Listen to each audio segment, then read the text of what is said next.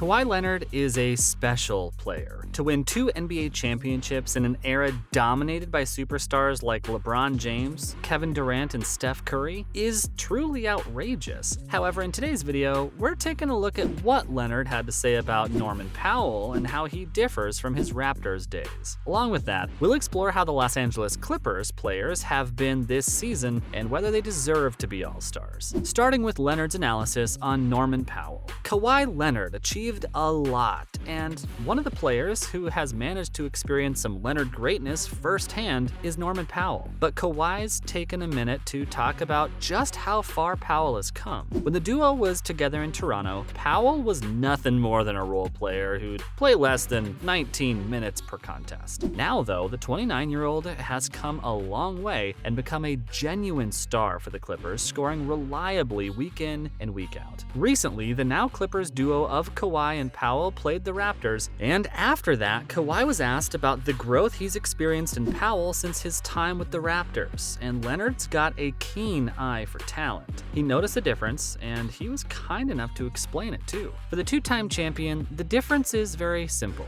He summed it up in 2 words: just experience. Leonard said that the fact that Powell gets to play more has made all the difference for him, and he believes that all the experience is helping him because he knows how to get his shots off that he likes. That's understandable because you just can't buy experience or attain it. It's something that comes with time, and there are no shortcuts to experience. Kawhi added that Powell's also starting to see angles all over the court now. Again, that's something that comes with age and experience, and it's a fantastic addition to Powell's game. More from Kawhi on Powell. The 31-year-old explained that confidence is another difference maker for players, and while experience and confidence might be the most basic of answers, they truly do make a world of difference if we're being honest. Leonard, in particular, said that thanks to confidence and experience, Powell knows that there are times when he's shooting when the guard knows the opposition players aren't going to get his shot, and it helps him shoot with more confidence. The reporters asked Leonard if he'd seen any special thing in Powell's game against his former side, and Leonard was on the spot to hype his fellow star up. He pointed out that Powell comes in ready to go, and this is something that he always does, while also doing a great job of involving others. Again, if you've seen Powell from his Raptors days, you'll know that Leonard's spot on. The difference between those 2 players is clear as day, and it can be explained in such simple words. Remarkable. Kawhi praised Powell and said that he did a great job while attacking and getting paint touches, and his impact was obvious. Playing against a very good defensive team, Powell came off the bench to play 23 minutes, and in that limited time he scored 22 points while grabbing a rebound and getting 3 assists as well. Some would say that this injection of energy and scoring from the bench was the difference maker for the Clippers against the Raptors, as they enjoyed a big third quarter to get the lead and eventually the win too. Now let's explore whether any of the Clippers players should be an All-Star this season.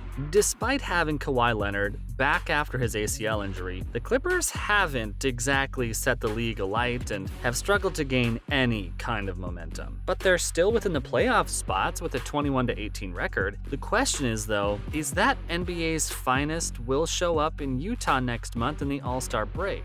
Will any of the current Clippers make the selection? There's no denying that they've got quite a few stars within their roster who have enjoyed that level in previous seasons. Paul George has racked up 7 All-Star appearances, while Kawhi Leonard has 5 to his name, just like John Wall, who also has 5. However, despite their stardom, their place in the All-Star team isn't guaranteed. So will they make it? Let's take a look at all the Clippers players who might have a chance of sneaking in. First up at number 4, Ivica Zubac. The former Laker Ivica Zubac is enjoying a spectacular breakthrough campaign for the Los Angeles Clippers, playing in nearly every game and averaging almost 30 minutes per game. He's continued his form from last season, scoring at over 10 points per game, but has improved his output in terms of rebounds, as he's been grabbing a career best 10.8 per game. And assists to go along with those double-doubles, Zubac also averages 1.4 blocks per game and has a steal every other game. Not to mention, Zubac has a really decent outing against the Raptors, scoring 23 points and grabbing 16 rebounds as the Clippers ran riot against the Toronto-based side. But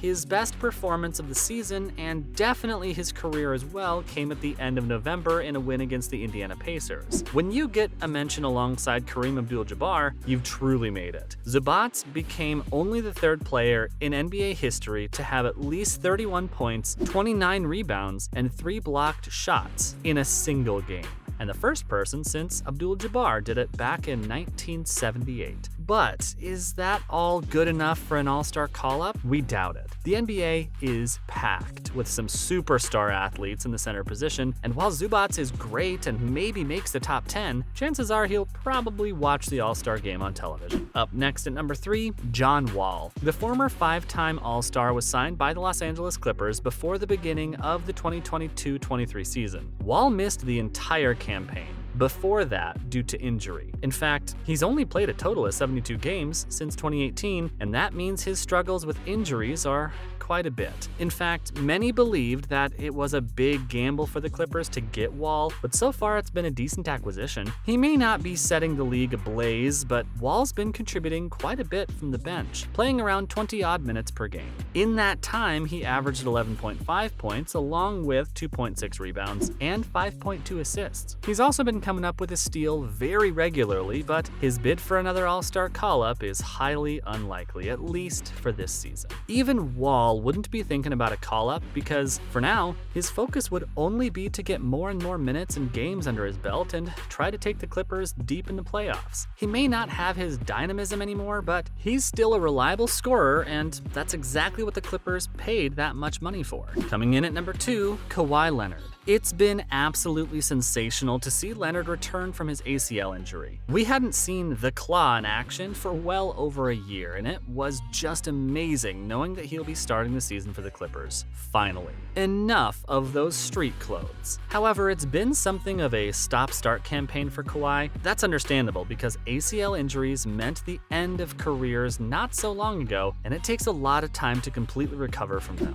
Kawhi's had his fair share of injuries over his career, so it's understandable that he doesn't want to risk anything as he makes his comeback. Leonard has only featured in 16 games for the Clippers so far this season, and when he plays, he does show flashes of his old self. He's averaging 17.3 points, which are well below what we expect from him, but given the fact that he only plays around 27 to 28 minutes on average, we get it. Kawhi's also grabbing over 6 rebounds and almost 4 assists during his time on the court, and manages nearly a steal in every outing. His recent run of 3 games against the Raptors, Celtics, and Pacers produced 21 points on average, with over 6 rebounds and 6 assists. He also played over 35 minutes in each of those 3 games, so it looks like he's getting back in shape. However, the All-Star game is coming a little too soon for the 31-year-old, and it seems that he'll have to make it to the big boys next year. Still, a lot to fight for this season though. Moving on to number 1, Paul George. The 7-time All-Star probably has the best chance among his teammates to make an appearance in the All-Star game in February.